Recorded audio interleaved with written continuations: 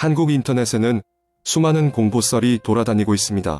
대개 이러한 이야기들은 어떤 사람이 겪었던 오싹한 경험을 바탕으로 하며 도시 전설이나 초자연적인 현상을 포함하고 있습니다. 여기에 하나의 긴 공포썰을 만들어 보겠습니다. 이 이야기는 허구이며 순전히 재미를 위한 것입니다.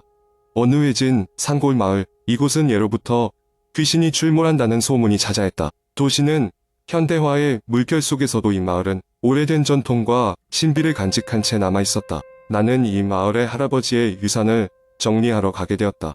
할아버지는 이곳에서 평생을 살아오셨지만 나는 그런 할아버지를 거의 뵌 적이 없었다. 그래서인지 마을은 내게 너무나 낯설었다. 도착한 첫날 밤 나는 할아버지의 오랜 집에 머물기로 했다. 집은 오래된 목재 냄새와 함께 어딘가 모르게 스산한 분위기를 풍기고 있었다. 집안을 둘러보던 중 나는 허름한 다락방에서 헌책 한 권을 발견했다. 책의 표지는 세월에 닳아 거의 읽을 수 없었고 페이지는 누렇게 발해 있었다. 호기심에 나는 책을 펼쳤다. 책 속에는 연도도 없이 몇몇 이야기가 적혀 있었고 그중 일부는 이 마을에서 일어났다고 한다. 한 이야기는 어떤 남자가 깊은 산속에서 검은 그림자를 보았다는 내용이었다. 그 그림자는 사람의 형상이었는데 얼굴이 없이 시커먼 구멍만 뚫린 모습이었다고 한다. 남자는 그 그림자를 본 이후로 이상한 악몽에 시달리다 결국 미쳐버렸다고 했다. 나는 섬뜩 깨져 책을 덮고 침대에 눕기로 했다. 하지만 쉽게 잠이 오지 않았다. 창문 너머로는 창백한 달빛이 어슴풀에 비추고 있었고 나는 어디선가 들려오는 바람 소리에 귀를 기울였다. 그러다 문득 집안이 이상하게 고요하다는 것을 깨달았다. 이내 뭔가 다른 소리가 들려왔다. 그 소리는 차츰차츰 가까워지더니 곧 내 방 앞에서 멈췄다. 심장이 미친 듯이 뛰기 시작했다. 방 안은 깜깜해서 아무것도 보이지 않았지만 그 순간 문틈 아래로 그림자가 비치기 시작했다. 그 그림자는 사람의 형상이었지만 왜인지 눈, 코, 입이 없었다. 순간적으로 나는 책에서 읽은 그 검은 그림자가 떠올랐다. 순간 머리카락이 곤두섰다. 비명이 나올 것 같았지만 나는 입술을 꼭 깨물었다. 그림자는 아무런 움직임도 없이 문 밖에 서 있었다. 몇 분이 지났는지 모를 시간 동안 그 그림자는 그대로 있었다. 그러다 갑작스럽게 사라졌다. 나는 마치 악몽에서 깬 듯 숨을 몰아 쉬었다. 다음 날 아침 나는 할아버지의 집을 뒤져 본격적으로 마을에 대해 조사하기 시작했다. 마을 사람들은 내가 그 이야기의 책을 읽었다는 것을 알자 하나같이 경고했다. 그 책은 마을에 오래전부터 전해져 내려오는 금서였다고 했다. 그 책을 열어본 사람들은 하나같이 불행한 일을 겪거나 미쳐버렸다고 한다. 나는 사흘 만에 모든 일을 정리하고 마을을 떠났지만 집으로 돌아와서도 낯선 기운이 나를 따라다니는 것 같았다. 매일 밤 어두운 방에서 느껴지는 무언가의 시선, 그리고 귓가에 스치는 낮은 웃음소리. 그때마다 나는 다시금 그 마을, 그 집, 그리고 그 책을 떠올리곤 했다. 몇 해가 흐른 후 나는 우연히 그 마을에 다시 방문할 기회가 생겼다. 마을은 무언가 달라져 있었다. 신기한 것은 어디에도 그 오래된 집이 보이지 않았다는 것이다. 마치 처음부터 없었던 듯 흔적조차 없었다. 마을 사람들에게 물어봤지만 그들은 처음부터 그 마을에 그런 집은 없었다고 했다. 나는 그곳에서의 기억이 진짜였는지 아니면 꿈이었는지 분간할 수 없었지만 하나 확실한 건 그 일이 있은 후로 내 삶이 달라졌다는 것이었다. 아직도 가끔은 밤중에 그 검은 그림자가 꿈에 나타나 나를 바라본다. 눈도 없는 얼굴로 말이다. 두 번째 이야기. 한국 인터넷 커뮤니티에는 종종 소름 끼치는 공포 이야기가 공유되곤 합니다. 오늘은 그런 이야기 중 하나를 길게 소개해드리겠습니다. 서울의 한 오래된 아파트에는 오래전부터 내려오는 무서운 이야기가 있습니다. 이 아파트는 1980년대 초에 지어졌고 당시 국내 최고급 아파트 중 하나로 손꼽혔습니다. 그러나 시간이 흐르면서 아파트는 노후되었고 새로운 아파트들이 주변에 들어서면서 사람들의 관심에서 멀어졌습니다. 하지만 이 아파트에는 묘한 분위기가 감돌았고 이로 인해 다양한 공포썰이 생겨났습니다. 이야기는 새벽 3시에 시작합니다. 아파트 7층에 사는 김씨는 몇 달 전부터 알 수 없는 소리에 시달리고 있었습니다. 처음에는 바람 소리라고 생각했지만 점점 그 소리가 사람이 속삭이는 소리와 비슷하게 들리기 시작했습니다. 김씨는 귀신을 믿지 않았기에 처음에는 무시하려고 했습니다. 그러나 소리는 매일 밤 같은 시간에 들렸고 점차 그 강도가 세워졌습니다. 어느 날 밤 김씨는 호기심을 참지 못하고 소리가 나는 방향을 따라가 보기로 했습니다. 소리는 방 안쪽 벽에서 들려오고 있었고 가까이 다가갈수록 더욱 또렷하게 들렸습니다. 벽에 귀를 대고 듣자 분명히 사람이 중얼거리는 소리였습니다. 더욱 놀라운 것은 그 소리가 김씨의 이름을 부르는 것 같았다는 것입니다. 김씨는 두려움을 느꼈지만 동시에 분노가 치밀어 올랐습니다. 대체 누가 이런 장난을 치는 거야? 속으로 분노하며 그는 즉시 아파트 관리사무소에 전화를 걸었습니다. 그러나 관리 직원은 별 도움이 되지 않았고 그런 소리를 처음 들어본다며 상황을 심각하게 받아들이지 않았습니다. 다음 날 김씨는 다른 이웃들에게 물어보았습니다. 그런데 놀랍게도 몇몇 이웃들도 비슷한 경험을 했다는 것을 알게 되었습니다.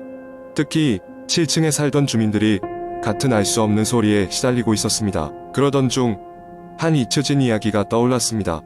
10년 전 7층에 살던 한 가족이 의문사했다는 이야기였습니다. 그 후로 그 집에 이사온 사람들은 오래 머물지 못했고 모두 밤마다 괴기한 소리에 시달렸다고 했습니다. 김씨는 이 이야기를 듣고 섬뜩한 기분이 들었습니다. 그는 이대로 있을 수 없다고 생각하고 퇴마사에게 도움을 청했습니다. 퇴마사는 조사를 시작했고 아파트에 얽힌 숨겨진 이야기를 들려주었습니다.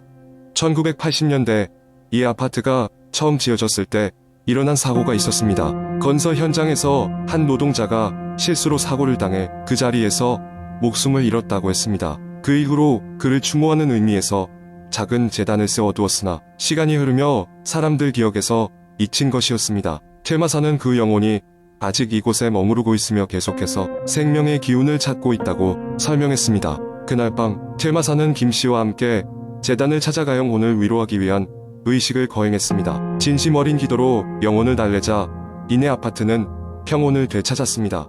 그 이후로 김씨는 더 이상 괴기한 소리에 시달리지 않았고 이웃들도 편안한 밤을 보낼 수 있게 되었습니다. 이 이야기는 김씨가 경험한 무서운 일이었지만 동시에 미처 알지 못했던 사실을 깨닫게 해주었습니다. 오래된 곳에는 그만큼 많은 사연과 기억이 얽혀 있으며 그것들이 때로는 사람들에게 괴이한 방식으로 나타날 수 있다는 것을 말입니다. 이런 이야기들은 사람들 사이에 전해지며 공포를 남기지만 동시에 한 번쯤은 생각해봐야 할 여운을 주는 것 같습니다. 세 번째 이야기, 저는 서울 외곽의 조용한 동네에 위치한 아파트에 살고 있습니다.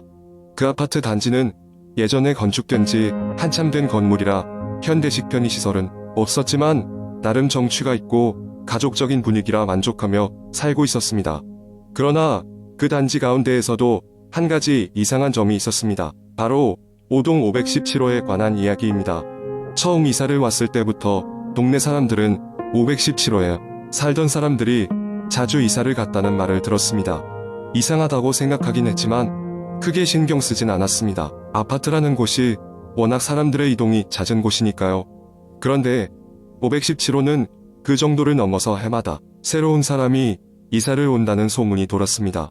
그러던 어느 날 아파트의 관리사무소에서 일을 마치고 돌아오던 늦은 저녁 엘리베이터에서 한 아주머니를 만났습니다. 아주머니는 저와 같이 3층에 사는데 같은 층에 사는 사람들과는 어느 정도 친분이 있었기에 이것저것 이야기를 나누곤 했습니다. 그러면서 자연스럽게 517호 이야기가 나왔습니다. 왜 사람들이 자꾸 그 집을 나가는지 알아요? 아주머니가 낮은 목소리로 물었습니다. 저는 궁금하기도 하고 한편으론 그냥 재미삼아라도 이야기를 듣고 싶어서 고개를 끄덕였습니다. 그 집에 들어간 사람들은 예외 없이 악몽을 꾼다고 해요. 그리고 그게 점점 현실이 되어간대요. 처음에는 웃어 넘겼습니다. 악몽이라는 건 누구나 꿀 수 있는 거고 그저 우연의 일치라고 생각했으니까요.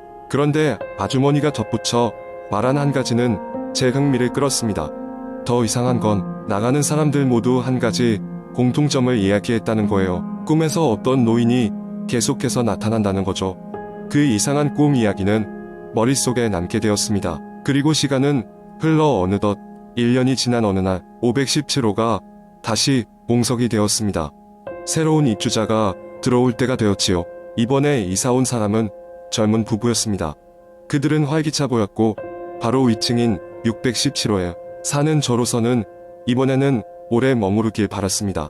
그러나 몇 달이 지난 뒤 그 부부는 하루아침에 이사를 가버렸습니다. 그들이 마지막으로 본 것은 이사 트럭에 물건을 싣고 있는 다급한 모습이었습니다. 그 이후로 517호는 얼마간 빈 상태로 남아 있었습니다. 하지만 곧 새로운 사람들이 들어왔죠. 이번에는 중년 신사가 혼자 이사 왔습니다. 그러던 어느 날 저는 갑작스레 끔찍한 꿈을 꾸기 시작했습니다. 꿈속에서는 항상 같은 노인이 나타났습니다. 그의 얼굴은 희끄무레한 안개에 가려져 있었지만 그 목소리는 뚜렷하게 들렸습니다. 그는 제가 무언가 잊고 있다고 말하며 손짓했는데 그 의미를 전혀 알 수 없었습니다. 이 꿈은 몇 주 간격으로 반복되었고 점점 꿈의 디테일이 선명해지기 시작했습니다. 다급해진 저는 517호의 중년 신사와 한번 대화를 나누기로 결심했습니다. 엘리베이터에서 우연히 그와 마주쳤을 때 대화의 기회가 다가왔습니다. 저는 조심스럽게 그에게 했던 꿈 이야기를 꺼냈고 그는 잠시 뜸을 들이다가 차분하게 대답했습니다. 사실은 나도 같은 꿈을 꾸고 있었다네. 그는 더 자세한 이야기를 해주지 않았지만 그날 이후로 제 꿈은 한층 더 무서워졌습니다. 노인은 이제 솔짓만 하는 것이 아니라 이상한 말을 중얼거리기 시작했습니다. 저는 그 말이 무엇인지 전혀 알 수 없었고 잠에서 깨면 항상 심장이 미친 듯이 뛰어 있었습니다. 이 유령 같은 꿈에 시달리는 것도 지치고 차라리 진실을 알아내야겠다고 생각했습니다. 저는 아파트 관리 사무소에 연락해 517호에 관한 과거 기록을 조사했습니다. 다행히도 그곳의 한 직원이 친절하게 도와줘 저는 그 아파트에 관한 오래된 서류들을 살펴볼 수 있었습니다. 그러던 중 517호에서 일어났던 사건들을 기록한 낡은 신문 기사를 발견했습니다.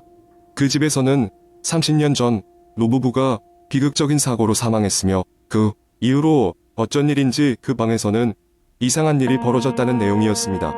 가끔씩 입주자들은 아무도 없는 방에서 노인의 중얼거림을 들었다고 했습니다. 이 이야기를 들은 후 저는 그 집에 대한 과거의 비밀이 수명하지 않은 원한 같은 것이 생기게 된 게 아닐까 싶었습니다. 이를 계기로 저는 이 아파트를 떠나기로 결심했고 다른 곳으로 이사를 갔습니다. 이후로 그 노인이 나타나는 꿈은 꾸지 않았습니다. 하지만 아직도 때때로 그 노인의 마지막 중얼거림이 무엇이었는지 궁금하기도 하고 조금 무섭기도 합니다. 백발의 노인이 어떤 말을 전하고 싶어 했던 걸까요? 그리고 현재 그곳에 살고 있는 사람들은 어떻게 지내고 있을지. 이상하게도 517호는 여전히 자주 빈다고 합니다. 그리고 아파트 주변에서는 여전히 귀신 소문이 돌곤 합니다. 그 집의 비밀은 여전히 미궁 속에 남아 있습니다.